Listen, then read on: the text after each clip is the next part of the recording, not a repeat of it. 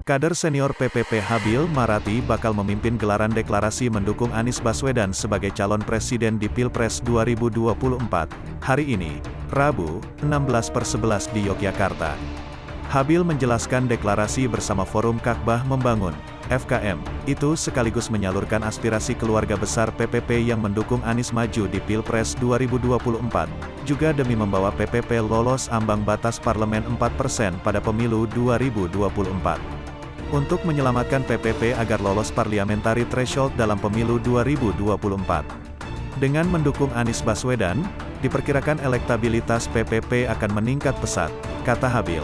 Kendati begitu, langkah Habil ini tak dianggap sebagai sikap resmi partai berlambang Ka'bah tersebut. DPP PPP maupun DPW PPP di Yogyakarta sama-sama telah menyatakan apa yang dilakukan FKM itu bukanlah bagian dari langkah kader yang merepresentasikan partai mereka. Pak Habil saat ini tidak aktif di kepengurusan DPP PPP, sehingga apa yang dilakukannya tidak bisa merepresentasikan PPP, tapi hanya langkah individu yang itu tidak bisa dibaca sebagai langkah PPP, ujar Ketua DPP PPP Ahmad Baidowi beberapa waktu lalu.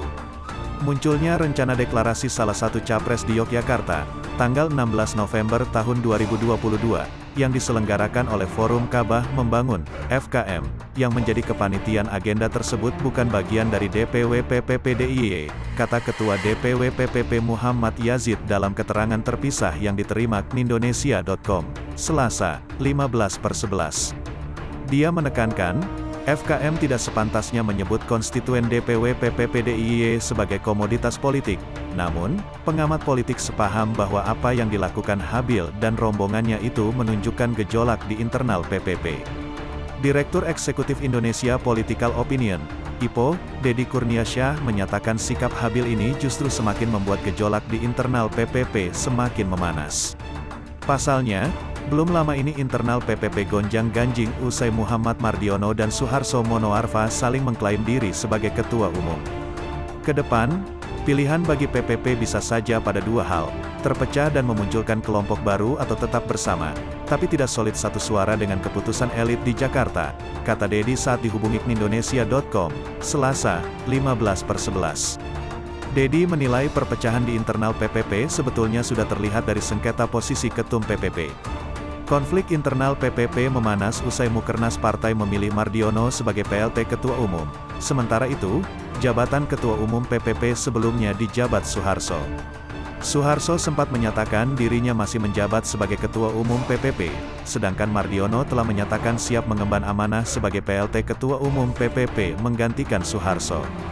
Belakangan, Suharso disebutkan mulai melunak, dan terpaksa merelakan Mardiono tetap di pucuk kepemimpinan PPP. Deddy menilai sosok Mardiono bukan elit PPP yang mengakar, sehingga ia menduga banyak kader yang tidak patuh terhadap perintahnya. Terlebih jika sebagian kader mengetahui jika pergantian itu bernuansa sabotase, maka gejolak di bawah akan terus tumbuh, karena PPP seolah tanpa nahoda saat ini, ujar Deddy. Itulah yang membuat kader di Yogyakarta merasa ringan putuskan nasib politiknya sendiri, imbuhnya. Sementara itu, Direktur Eksekutif Kedai Kopi Kunto Adiwibowo menilai masalah ini sebetulnya tak perlu dibesar-besarkan. Terlebih, deklarasi hanya akan diikuti ribuan kader PPP. Menurut dia dukungan ribuan kader itu tak bisa dianggap sebagai sikap resmi partai. Meskipun demikian, menurut Kunto hal ini perlu disikapi secara serius oleh Mardiono sebagai PLT Ketua Umum. Pasalnya, jika terlalu dibiarkan masalah ini justru akan membuat PPP semakin terpecah. Kunto menyebut Mardiono harus segera menggelar konsolidasi internal, baik dengan cara menghukum kader-kader tersebut atau dengan pendekatan lain. Kalau memang kader-kader itu dianggap sedang bermain-main, dan itu tidak sesuai dengan garis kebijakan partai, harusnya dihukum, ujar Kunto. Tinggal ketum beri hukuman yang sesuai, dan itu bisa meredam supaya efek ini tidak berlarut-larut dan bisa menimbulkan perpecahan di PPP, imbuhnya. Gonjang-ganjing di internal PPP ini akan berdampak dengan posisi mereka di Koalisi Indonesia Bersatu, KIP, koalisi yang dibentuk bersama Golkar dan PAN. Direktur Eksekutif Indonesian Public Institute, IPI, Karyono Wibowo mengatakan masalah itu menunjukkan ada aktor-aktor yang masih berupaya memengaruhi kebijakan politik PPP terkait koalisi pada Pilpres 2024. Rencana deklarasi ribuan kader PPP di Yogyakarta menunjukkan ada gelagat untuk menarik PPP dari KIP, kata Karyono. menurut dia ketegasan Mardiono juga tengah diuji apakah akan tetap bertahan atau keluar dari KIP. Karyono menilai hal ini akan tergantung dari dinamika politik yang terjadi. Kendati begitu, Karyono meyakini PPP di bawah kepemimpinan Mardiono akan bertahan dalam KIP. Pasalnya, KIP lebih memiliki kedekatan dengan pemerintah saat ini. Jika pilihannya PPP bertahan di KIP, maka Mardiono perlu bekerja keras untuk menciptakan stabilitas politik di internal PPP.